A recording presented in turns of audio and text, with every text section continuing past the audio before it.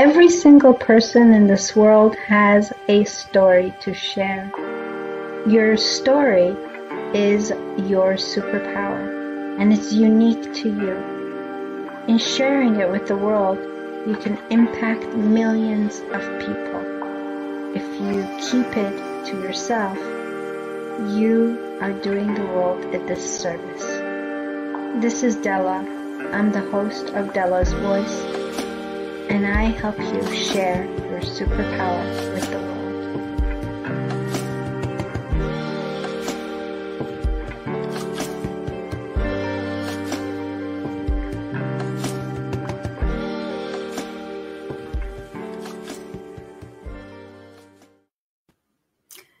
Hello, friends. Welcome back to another Dela's's Voice Sunday live talk show.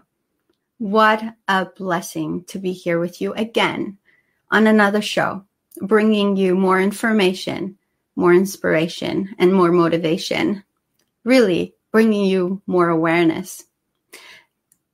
The topic today is one that I hold really close to my heart. If you've been watching me, I'm a huge advocate for mental health. I've had my own experience with mental health, and I've had a loved family member who's also had his own experience with mental health challenges. So I know how difficult it is to be in that space of not knowing, hopelessness, despair, not having anyone to talk to, not having the support. I know what I'm talking about when I talk about dark moments of not wanting to move on and not wanting to get out of bed. I know what I'm talking about when I talk about caregiver burnout. And through all of this, I've learned that when we share our stories with other people, we get not only to heal ourselves, but also help others open up. And something happens when we all share together. We become more hopeful, but hope, that's such a strong word. Hope is everything. So today, I have a young lady here who is going to talk about her journey of darkness to discovery to hope. Her name is Zoey Raffay.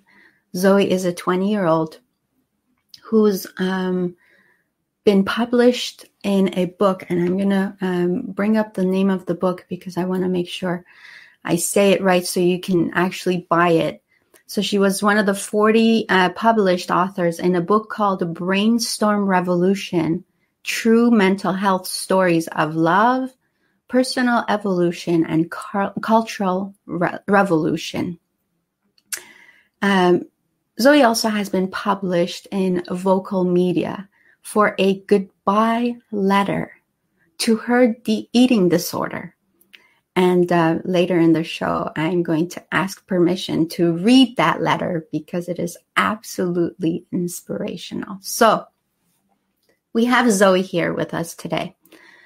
Before she accepted my invitation, she asked me to please let the audience know that due to some discussion, this might be a trigger for some people. So we are absolutely giving you this viewer's discretion. So I hope you stay with us, and I hope you share this talk with other people. Statistics are staggering, and I don't need to tell you because I get emotional. 1 out of every 4 will suffer from mental health. So it is up to all of us to bring awareness and open up the discussion. I want to thank you for being here today. This is a This is a very important talk. And so I was looking at the Canadian Mental Health website on some statistics. This statistics was back in 2013. And so they're suggesting 1 out of every 5 people being affected by mental health. And today I know that number has gone up to 1 in 4.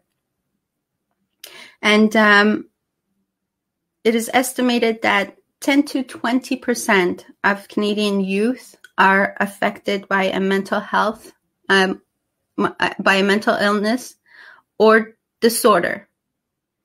Today, approximately 5% of male youth and 12% of female youth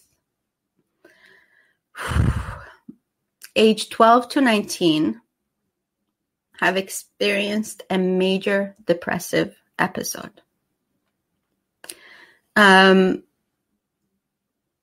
If we don't talk about this, if we are not aware of this, it's like that ostrich's head in the sand.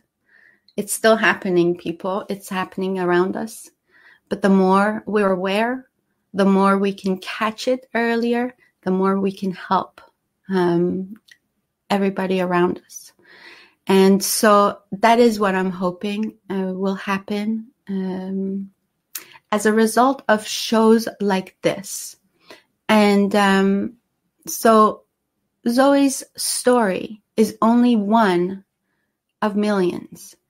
And the reason she was brought to my attention was that I don't know if you remember, a few weeks ago, I had an interview with Natalie Harris, and she told us about Zoey. And so there are so many other people like Zoey who may not be brave enough to tell their story. And so it is up to all of us to provide that platform for the young people to be able to be here, to have a safe space to share their story so that they can help inspire others, bring awareness. And that is exactly the point of something like this. Hi, how are you? Good. Can you hear me? Yes. Okay. This is how we're going to do this. Okay. Okay, perfect. Okay. So people who are on the call, can you hear Zoey clearly? If you can just drop me a line that, okay. Just so you know, Zoey, there's a lot of love here for you in the comments. Okay. So if you can let us know that you can hear Zoey fine. Perfect. Okay. They can hear us. Yay, Zoey. Thank you so much for figuring this out. No problem. Well, you know what? I was getting really upset because I was looking forward to it. And I'm like, oh, this isn't going to work. This is fine. You know what? It happens, right? It's internet. So we just work with what we have. Everybody would love to hear your story. And that's all that matters, Zoey. It's just to bring out your story, okay? Okay. All right. So, ladies and gentlemen, Zoey Raffay on Dela's Voice. I'm so happy to have you here, Zoey. I know I was looking forward to having you here. I know you were looking forward to being here. Amazing. Thanks for making the time. Thank you for having me on the show. I really appreciate it. I feel very honored. No problem. No problem. Okay, so Zoey, let's take you back. You heard me when I was talking about some of the statistics given by Canadian Mental Health Association about mental illnesses and how it affects Canadians. And so I want to ask you, what's your take on this? Well, I honestly think everyone struggles with mental illness at some point in their lives, and that there's no really statistic, because I think at some point, like, someone battles with depression, someone battles with anxiety.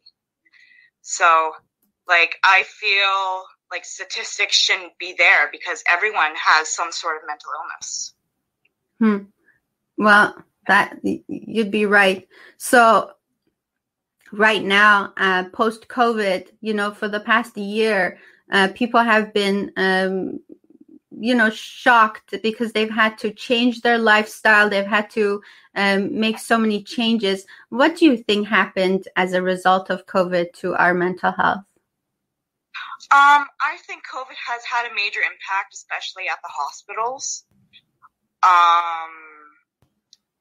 Like keeping people isolated in their house and stay-at-home order and all this other stuff, taking away like people's rights almost isn't right. And like closing the small stores, I don't think that's right either, because they need to make an income, and if they don't have an income, they lose their business, which impacts their mental health.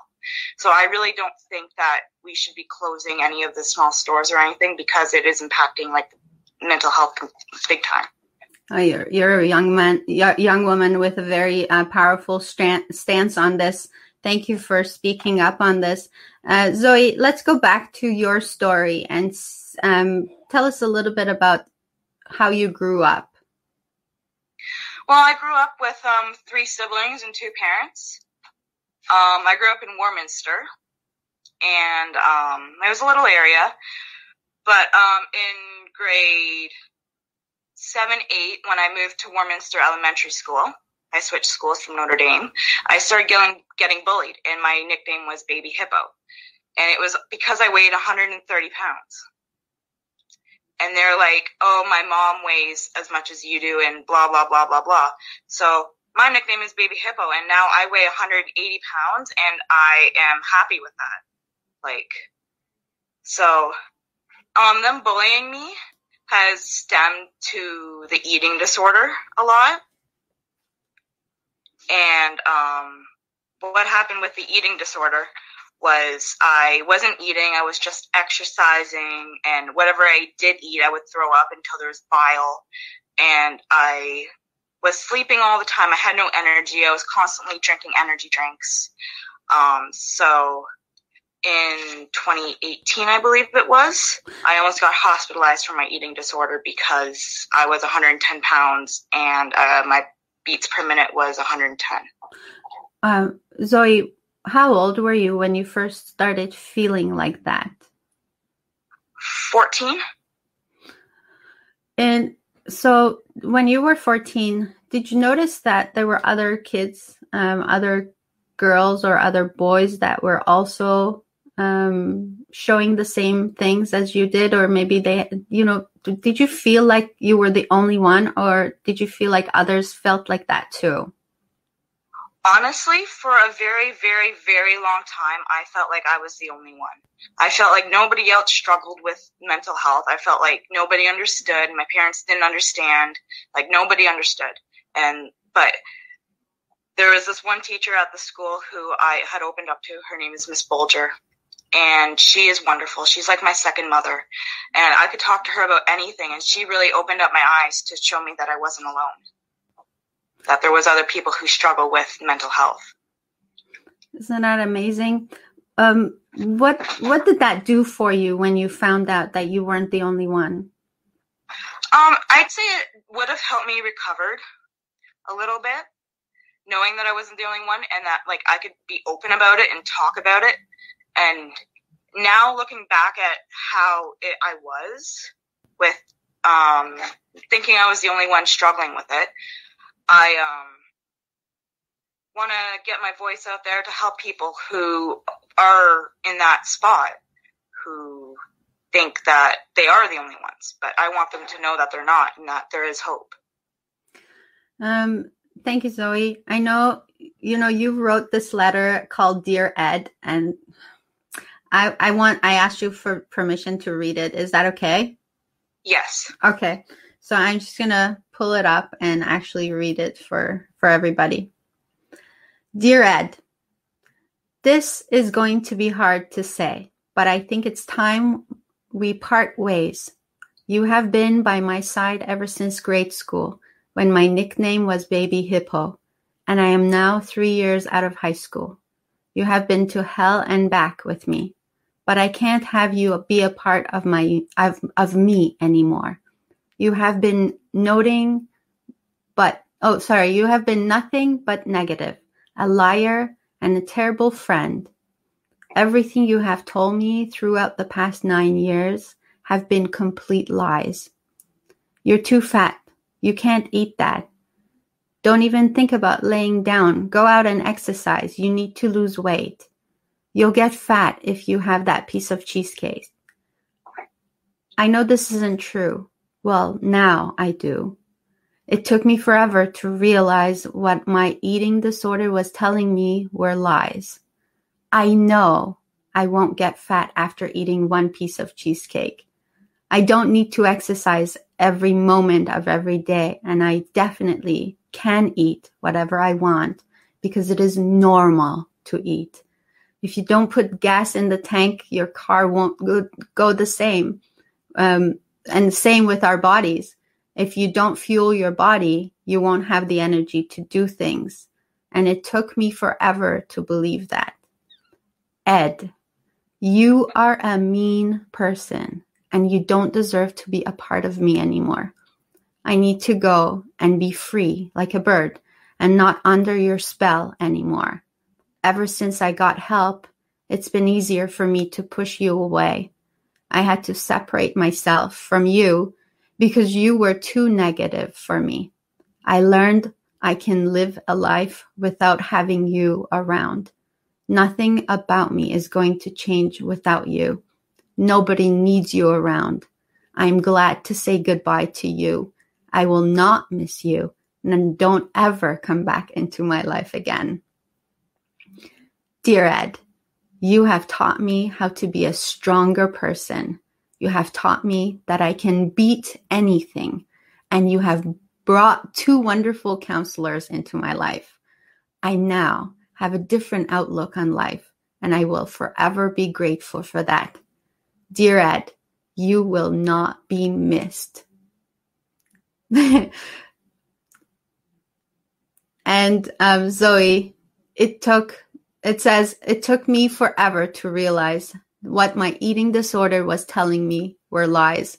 I used this one technique that was taught to me in counseling, and it helped a lot. So this is you with your Dear Ed letter, and I'm reading this and thinking, Zoey, we can use, like all of us, we can use a similar letter to our own limiting beliefs. Yeah. Who taught you this? Well, it was actually an idea from my eating disorder counselors to write a goodbye letter to my eating disorder. So I'm sure there was so much learning before you got to this point of accepting all of this. Yeah. I mean, I still do struggle with it some days because, relapses happen, but most of the time I'm pretty good. This is amazing. Zoey, something happened. You had decided to take your own life? Yeah. Can you tell us that story? Yep. So, August 14th, 2016 was the day that I was going to take my life. I had been planning it for a while, and I was scoping out a place to go take my life for a couple weeks before I actually decided when would be a good time to take my life. And so the day came, and I had everything prepared.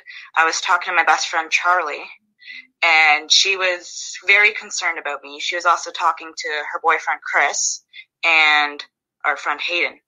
And they were all pretty concerned about me. So what happened was I was like, I don't want to do this anymore. I just can't take the voices in my head. I can't take the negative comments. I can't take the bullying. I can't do any of this. So then Charlie decided to call 911 for me. And I think it was honestly the best thing she ever did, because she saved my life that day. Had she not called when she called and had the ambulance not showed up when the ambulance showed up, I would not be here today. Of course, back then you were really mad at her. Yes, I was. What was going on through your head? I had a lot of anger towards her, like, how dare she do this? Like, she doesn't know what's going on in my head and stuff like that. But I came to terms with it. And I'm like, she did it for me. When I talked to Natalie, she actually brought that to my attention. And to say that Charlie called 911 for me and not on me. And I actually had thought about it and came to terms with that she had did that. And now Charlie and I are like best friends and we live together. Yes, I know that.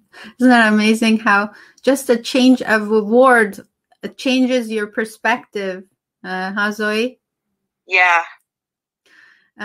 So tell us a little bit about how you're dealing and coping now. Well, I use weed to cope with my problems a lot. But I'm on medication. I use my coping skills, and I'm actually in a medication change right now.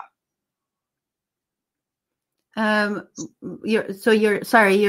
didn't get that. You're changing your medication? Yeah, I'm on a medication change right now. Okay. And so where do you get support from? I get support from my friends, my family, my doctor, my psychiatrist, and my pet. Zoe, I totally believe that if we talk about our stories is how we can help each other. And I think you believe the same way. And that's why you go around talking about your story to the youth, right? And try and make them aware. Yeah. So I have a question for you. There's a lot of parents watching this show. Okay. And as a parent, I know that it's really painful to see your own child suffer. So what could parents do? How could they, first of all, what could they do to support their kids who may be going through something? How could they know, actually, if their kids are going through something? How could we help our kids? Well, I think maybe before, when they get to say 7, maybe get them a mental health check or something to make sure everything's okay before they hit the teenage years. But if for kids that are going through it right now, I would say just talk to them, be open with them, and if they hurt themselves or do something, don't take it out on them. Don't take your anger or your disappointment out on them, because that will only make them want to do it more.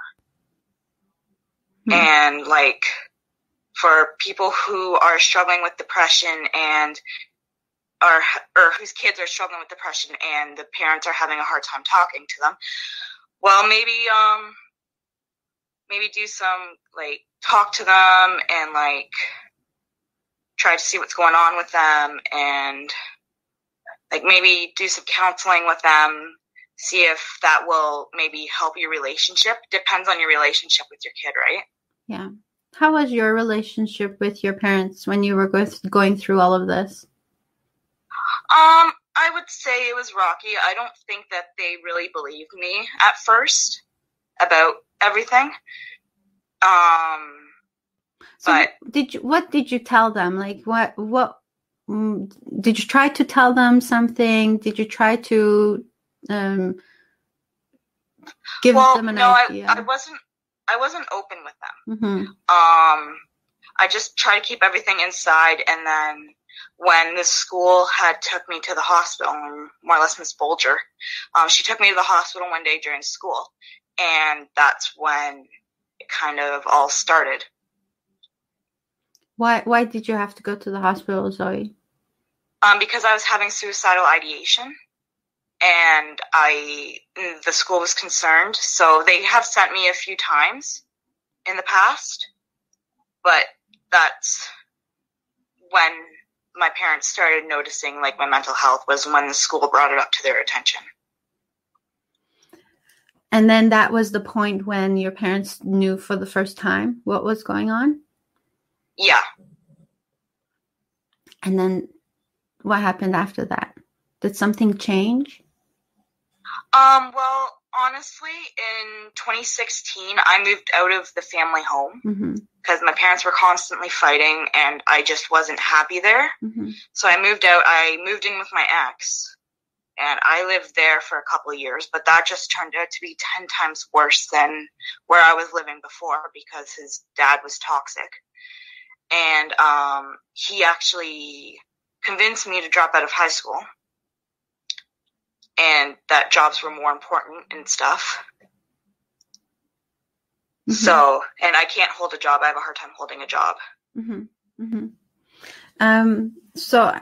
There's so many questions I want to ask you, Zoey. First of all,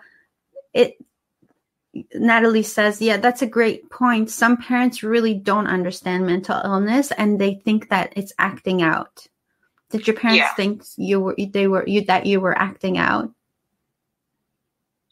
Yeah. And that's a thing. I can see that because that happened in my family too. And so how can we remedy that, Zoey? How can we what's a message to parents that you can give right now? If you could help one person, what would that message be to the parents? Be open with your kids. Don't hide anything from them.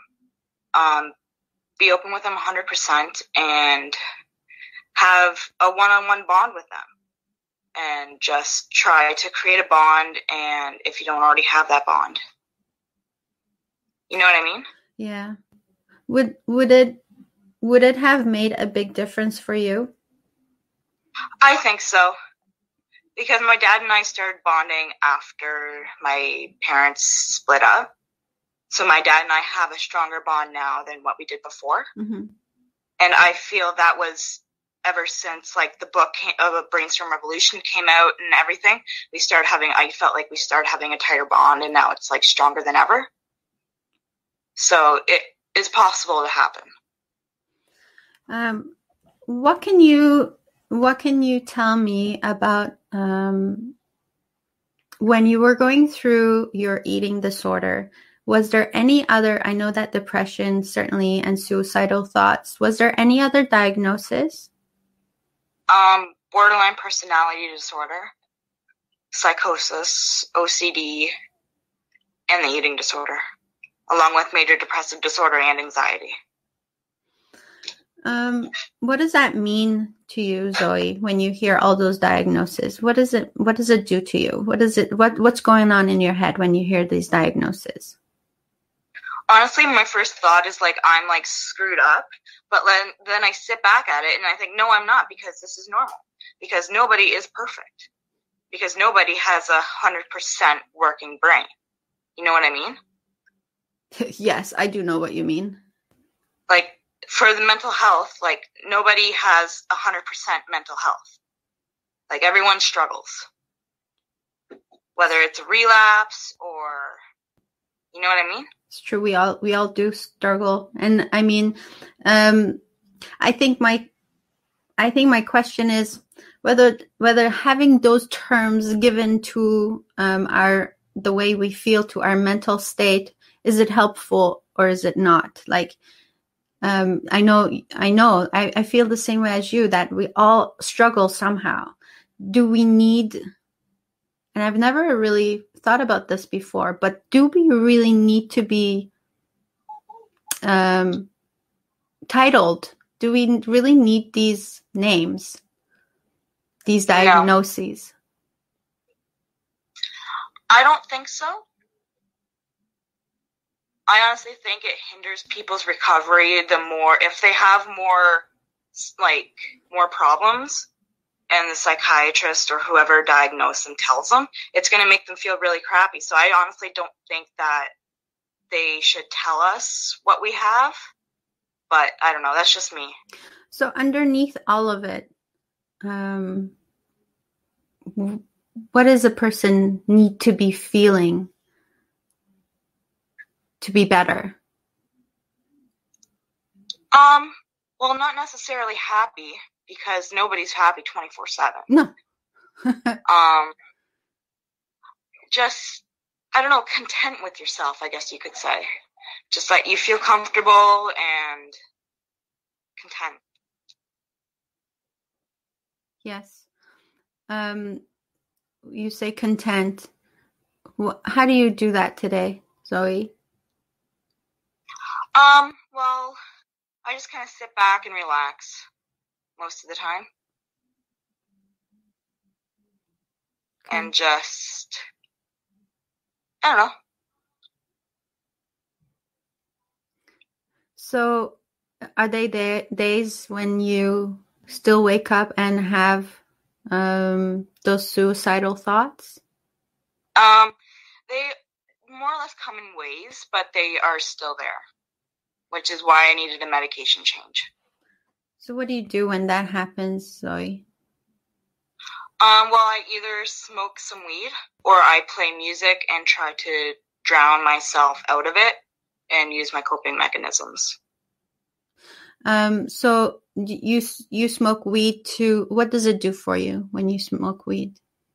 It calms my anxiety and my depression. I don't feel as many suicidal thoughts or anything. Okay. Do you use any other coping methods? I use music. That's about it. Okay. One of the ways that I have been able to help myself has been journaling. Do you ever journal, Zoey? Sometimes. Yeah. When I'm really frustrated, I will. Mm-hmm. Mm-hmm. So what does it do for you when you journal? It gets my anger out. Right? Yes, and everything like I want to say to that person or about that situation, it's just there, and then you can burn it after or do whatever because all that anger's out, right? Yes. The journaling is such a fantastic tool. And you're so right. It's like you're emptying out whatever's in your head, like you empty it out on a piece of paper and then that's it. It's done. Yeah. Yeah. So let's see here. Natalie says, great advice. The more open you are about mental health, the more comfortable your children will be to share their emotions. That's about parents, right? It's so important to be comfortable. Yes. Like this is a really important thing that we need to be open. We need to be comfortable with that. That whole stigma we always talk about because we're like, oh my gosh, don't ever anybody find out that my kid's going through this trouble or I'm going through this like depression or whatever. We need to be open with that. We need to realize it's like you said, Zoey, it's normal. Right? It is. It's normal. Yep. We need to be open to that. And so such important. Thank you, Natalie, for that reminder. Ruth says the mental health continuum is fluid. We all go up and down the line. We need the resiliency to get back up to optimal wellness. So thank you, Ruth. Thank you. Another great mental health advocate. Natalie says, I love how open Zoey is about how medication changes are normal. So Zoey, if you want to like comment on any of these comments, let me know, okay? Okay. And well, I'll comment on a medication change. Go ahead. I've had to go through multiple medication changes actually throughout the years because some of them have made me suicidal. Some of them have made me depressed. Some of them just didn't do anything at all. Made everything just completely whacked. And like,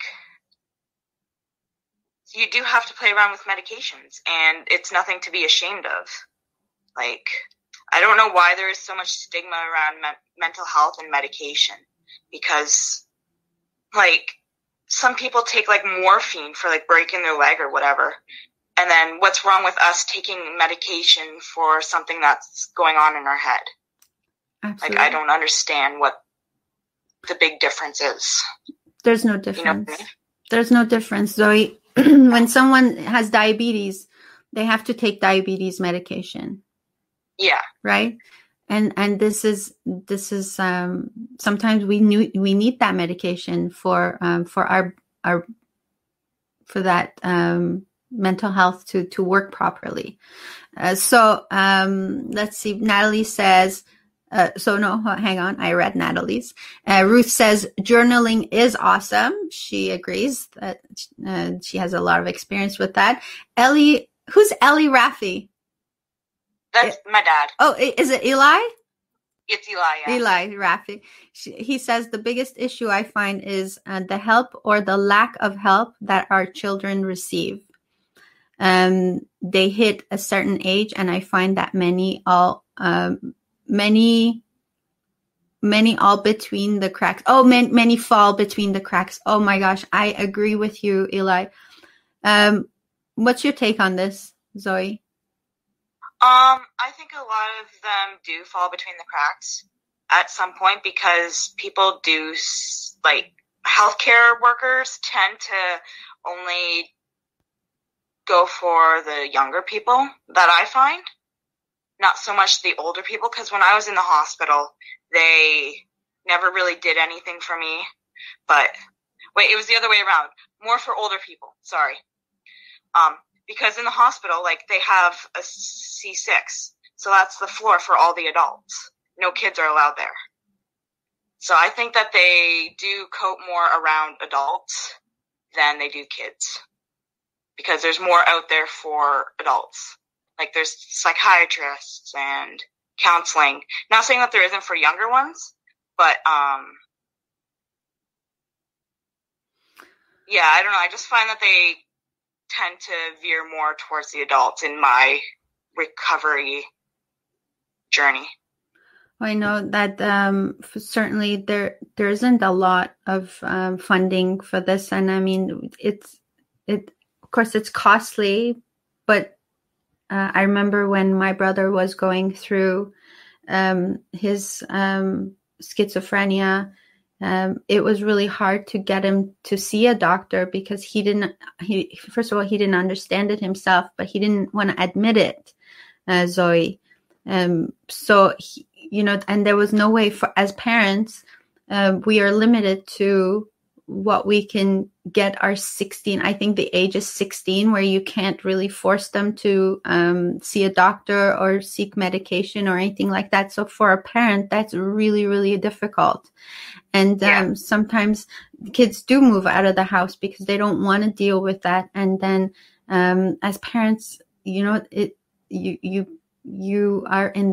left in that hopeless state of how can I help my kid? And I think I totally relate to this, having, your kids fall between the cracks, and it's like nobody cares. That's the feeling, is like no one cares. And that is a really, really desperate place to be. Zoey, Sarah says, are you still in touch with your old friends or not? Yes, I actually live with Charlie and Chris. That's the friend who called 911 for you. Yeah, Charlie. The reason why you're still with us here today. Yeah. God bless those friends. Yeah. Yeah. So let's see.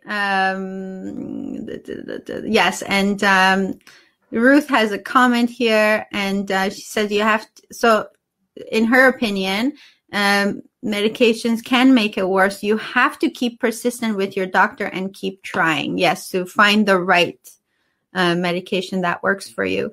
Natalie says, Zoey does such a great job of speaking about mental health so confidently. She's a true leader. I agree, Zoey. It takes a lot of courage to do what you're doing and being so honest about it. And so I want to ask you, what does this mean to you? Being here, for example, I asked you, I said, have you ever been interviewed? You said no. So what does this mean to you, Zoey, being here, being able to do this and talk about your journey? Well, it's honestly a really big honor for me. And I really appreciate being on your show. And I just want to get my message out there to spread it across the world, because it's got to start somewhere, right? Someone's got to start it. So what is your message, Zoey? What is the clear message you want people to get from this brave action of yours? Nobody be scared to open up about what you're feeling inside. Open up to a bus driver, open up to a teacher, open up to a friend, open up to anybody. Even if they call the cops, or even if they say go to the hospital, they're looking at what's in your best interest, and you should listen to them. Medication, nothing to be ashamed about, and you should be able to willingly talk about it openly. Same with depression, eating disorders, and everything. Just talk about it openly. I think I said that right. Yes. And just act like it's a broken bone. Act like it's normal, because it is. Yes, so true. And Zoey, when we see someone with a crutch walking down the street, people open the doors for them. You give up your seat on the bus for them. It's so visible, and people want to help people with who are in need of help. But mental health is such it's, you can't see it, right? You can't see it. So how can you help someone if you don't know what they're going through? Exactly. So Eli says, I went to pick up Zoey at the hospital and they had released her before I arrived. She was admitted for mental health and was let go without a parent to take her home. It's certainly flawed. Yes, we know. This is a very flawed system. I feel like yes, the system's flawed, Zoey. It can never be perfect. But as individuals, we need to take personal responsibility and do what we can to bring awareness to this. It's not about fighting. It's not about opposition, and it's not about creating chaos. It's about bringing awareness and saying, let's talk about this. This is real. This is going on. Let's do what we can to make it work better for everybody. And so when people like you, Zoey, go around talking about this, it brings more awareness, and it forces the rest of us to stop and say, yeah, this is real. I feel that too. Let's do something about this. So thank you. Well, no problem. So, okay. Zoey, tell me what's in plan for you? What do you got planned? Well, I do want to go back to school. But most importantly, I want to come out with my own book by 2025. Excellent. Why 2025? It gives me enough time to work on it. It's a long time to write a book, girl. Yeah. I think you can do better. I think you can do faster. Then you can get on to a second one. Yeah, that's true. What will it be about? My journey. Okay. Do you have a name yet? No. That's always first, Once you got the name, the rest is easy. So, what's your message to someone who's hearing this and is in a very dark moment? How do you give them hope, Zoey? Just what I honestly would do if I was talking to someone one-on-one, I would try to remind them how loved they are and how cared they are for, or how cared for they are, sorry. And I would just try my best to reassure them that they're perfect and that there's nothing wrong with them and that they can get through it. How important is hope? Hope's important. Yeah. Someone told me HOPE stands for hang on, pain ends. You like that? That works. You can use that if you want. I got permission to use it, so you could use that too. Yeah, hang on, pain ends. So much respect for you, Zoey. I have so much respect for you. I have so much love for you. I appreciate everything that you've been through. It has not been easy. Looking back at everything you went through, why do you think it all happened? Do you ever think of yourself, what's the reason for all of this? Honestly, I think it had to do with me being a stronger person or trying to be a stronger person. That's why I went through it, and being able to help others, because I love helping people. And the one thing I wanted to do was be a mental health counselor to help people. And I think the book, Brainstorm Revolution, really helped with that. A lot of people go through stuff, we all do. Yeah. We all go through our own struggles in life. And sometimes we can sit in that space of, oh my gosh, I'm so miserable. I'm so unlucky. Nobody loves me. Where's God? Nobody cares about me. And they spend a lot of time there. They spend a lot of their life there in that victimhood. Yeah. We all have had that happen to us. So, what's your take on this? Like, what would you say to that?